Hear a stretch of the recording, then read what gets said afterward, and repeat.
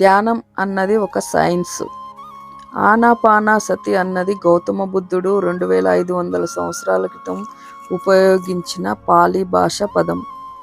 Poly భాషలో ఆన అంటే ఉచ్ఛ్వాస, అపాన అంటే నిశ్వాస, సతి అంటే కూడుకుని ఉండడం.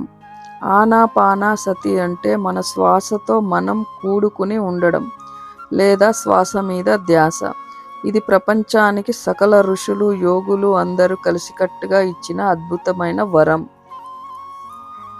ధ్యానం అంటే మనస్సుకు సంబంధించిన విషయం అయితే మరి శ్వాసకు మనస్సుకు సంబంధం ఏంటి అని సందేహం రావచ్చు.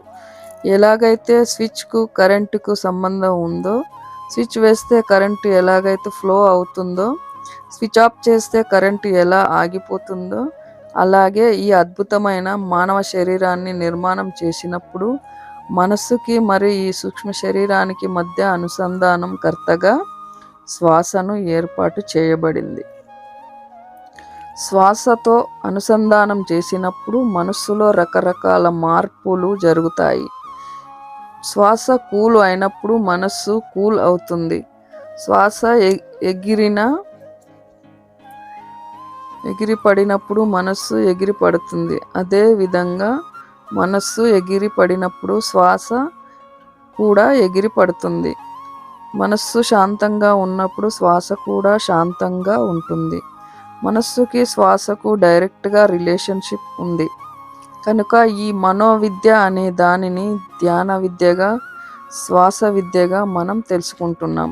మనం చూస్తున్నప్పుడు, వింటున్నప్పుడు, మాట్లాడుతున్నప్పుడు, ఆలోచిస్తున్నప్పుడు ప్రాణశక్తిని వెచ్చిస్తుంటాం. ఈ ప్రాణశక్తి యొక్క వృధా ఖర్చును మొదట నిలిపివేయాలి. అంటే కళ్ళు రెండు మూసుకోవాలి.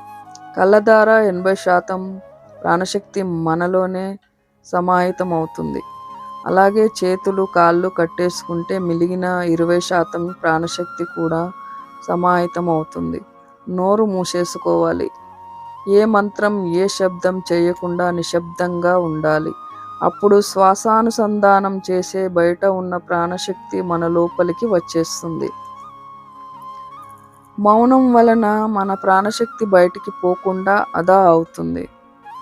మరి ధ్యానం వలన బయటి విశ్వశక్తి మన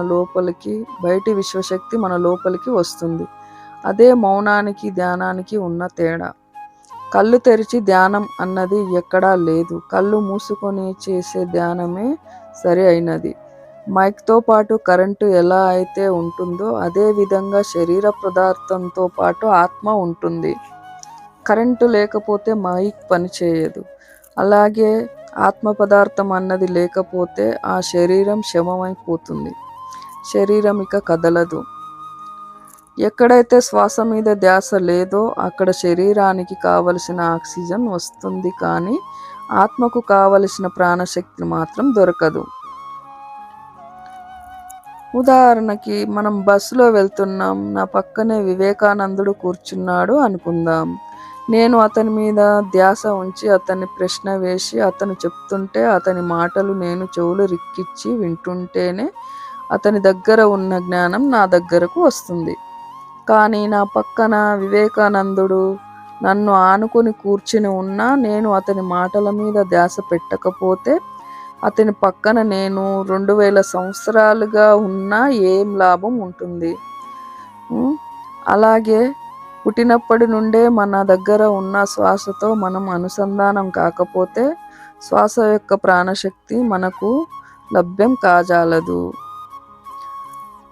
శ్వాస విజ్ఞాన జ్యోతి అంటే శ్వాసతో పాటు అఖండమైన ప్రాణశక్తి ఉంటుందని